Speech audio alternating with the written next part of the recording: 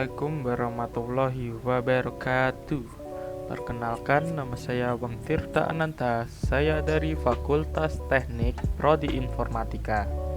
Di sini saya akan menjelaskan berbagai fakta unik tentang komputer. Jadi, ikuti saja videonya sampai selesai ya. Yang pertama, saya akan menjelaskan penemuan awal abakus bagi perkembangan komputer. Penemuan abakus sendiri pertama kalinya merupakan sejarah dari penemuan awal komputer. Alat yang muncul sekitar 5000 tahun lalu itu dipergunakan oleh para pedagang. Alat hitung tradisional abakus digunakan oleh orang Asia dan masih digunakan di beberapa tempat hingga saat ini dapat dianggap sebagai awal mula mesin komputasi. Alat ini memungkinkan gunanya untuk melakukan perhitungan menggunakan biji-bijian geser yang diatur pada sebuah rak.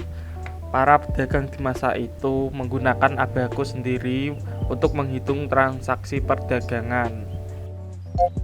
Yang kedua, asal mula komputer digunakan dan dikembangkan pada era 1940-an. Pada tahun 1940-an, komputer digunakan dan dikembangkan untuk kebutuhan perang. Pada tahun ini, Perang Dunia Kedua sedang terjadi. Negara-negara yang terlibat dalam perang tersebut berusaha mengembangkan komputer untuk mengeksploitasi potensi strategi yang dimiliki oleh komputer lawan.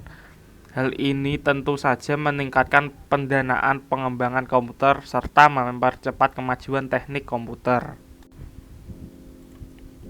Pada tahun 1943, pihak Inggris menyelesaikan komputer pemecah kode rahasia yang dinamakan Colossus, yang berfungsi untuk memecahkan kode-kode rahasia yang digunakan Jerman. Dampak pembuatan Colossus ini tidak terlalu mempengaruhi perkembangan industri komputer dikarenakan dua alasan. Yang pertama, Colossus bukan merupakan komputer serbaguna general purpose komputer. Ia hanya didesain untuk memecahkan kode rahasia. Kedua, keberadaan mesin ini dijaga kerahasiaannya hingga 1 dekade setelah perang berakhir.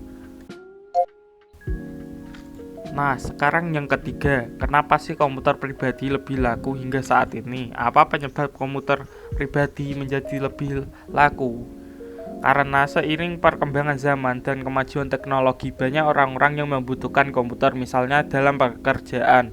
Mereka menggunakan komputer sebagai alat untuk mempermudah dalam berbisnis, sama halnya di bidang pendidikan.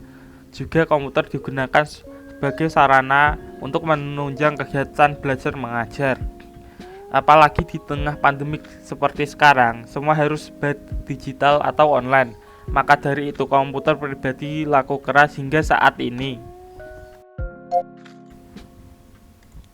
Selanjutnya, hubungan antara penemuan transistor dengan perkembangan komputer. Pada tahun 1948, penemuan transistor sangat mempengaruhi perkembangan komputer. Transistor mengganti tub vakum yang ada pada televisi, radio, dan komputer. Akibatnya, ukuran mesin-mesin elektrik berkurang drastis. Transistor mulai digunakan dalam komputer mulai sejak tahun 1956. Penemuan lain yang berupa pengembangan monitor inti magnetik membantu pengembangan komputer generasi kedua yang lebih kecil, lebih cepat, lebih dapat diandalkan, dan lebih hemat energi dibanding para pendahulunya. Mesin pertama yang memanfaatkan teknologi baru ini adalah superkomputer. IBM membuat superkomputer bernama Strax dan Sprayren membuat komputer bernama Larks.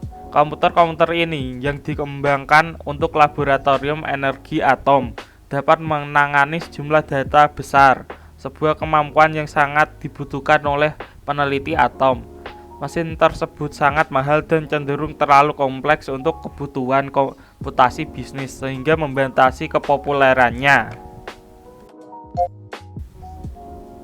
Adapun kemungkinan komputer di masa depan adalah lebih canggih, lebih murah, dan memiliki kemampuan diantaranya melihat, mendengar, berbicara, dan berpikir, serta mampu membuat kesimpulan seperti manusia.